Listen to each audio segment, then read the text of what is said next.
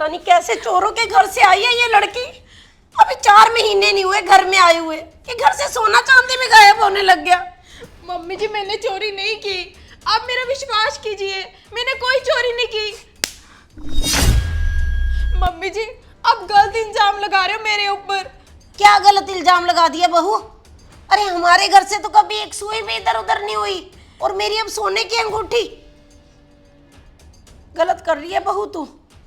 आते ही तूने ऐसे काम करके ना, जो दिल में थोड़ी बहुत तेरे लिए जगह थी ना, सब खत्म कर लिए तूने। मम्मी आपको ना एक बार बोलने से पहले सोचना चाहिए।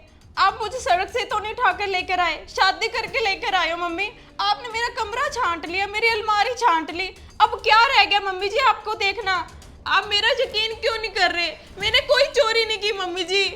अरे चोरी नहीं की तो घर से क्यों भाग रही है? क्यों फोन किया अपने भाई को कि मैं मायके आ रही हूँ?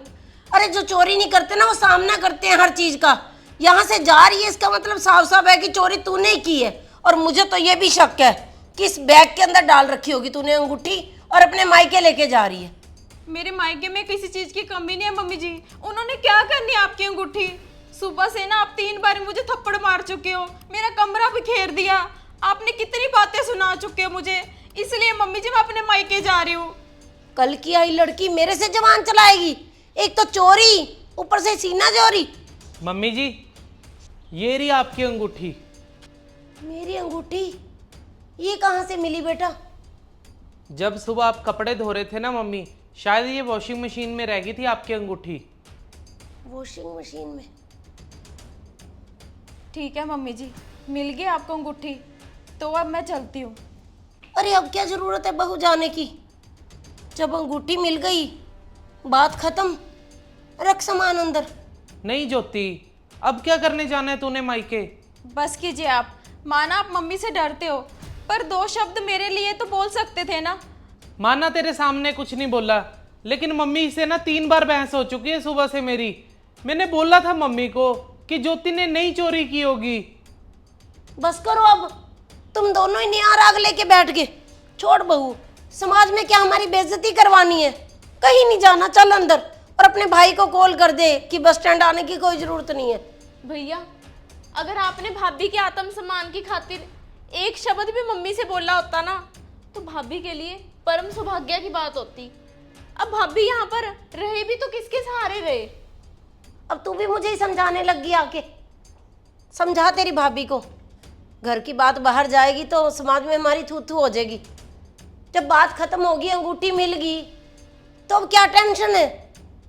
तो मम्मी आपने इतनी छोटी बात की कैसे कि भाभी ने अंगूठी चोरी की है?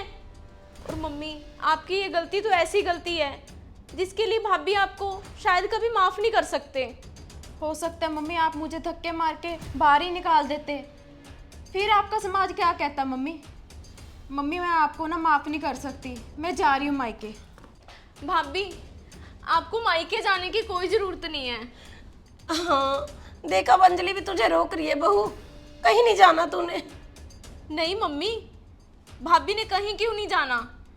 मम्मी रवि ने तो मुझे एक ही सलाह दे के भेजा है कि इस घर की लड़ाई अब इसी तरीके से निपटेगी। भैया जहाँ आप जॉब करते हो ना और जहाँ पर रहते हो, भाभी भी अब से आपके साथ वहीं पे रहेंगे। क्या बोल रही है अंजलि तो ये?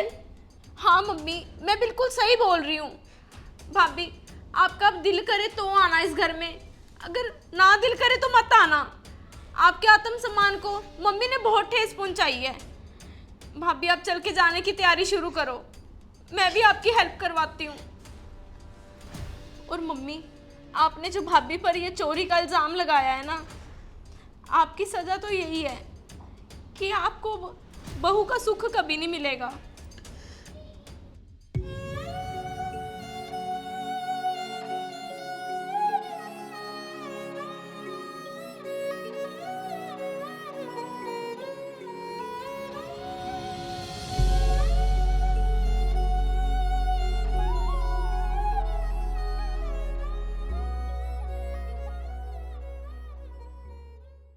रिश्तों में भरोसा दोस्तों कांच की तरह होता है। किसी की ईमानदारी पर, किसी के चरित्र के ऊपर कोई इल्ज़ाम लगाने से पहले ना 100 बार सोच लेना चाहिए, क्योंकि खोई हुई अंगूठी तो वापस आ सकती है, परंतु खोया हुआ जो विश्वास होता है ना, वो वापस नहीं आता। जब एक नई बहू का विश्वास टूटता है ना, तो उसे घर में रहना मुश्किल हो जाता है। इसलिए दोस्तों, कोई भी नई बहू के ऊपर कोई इल्ज़ाम लगाते हो ना, तो कम से कम 100 बार पहले सोच लो। स्टोरी अच्छी लगी हो तो इसे शेयर ज़रूर कर देना, और जो नए लोग हमारी स्टोरी देख रहे हैं, ऐसी ही और स्टोरी देखने के लिए मनचंदा फैमिली व्लॉग को फॉलो ज़रूर कर लीजिए। बाय।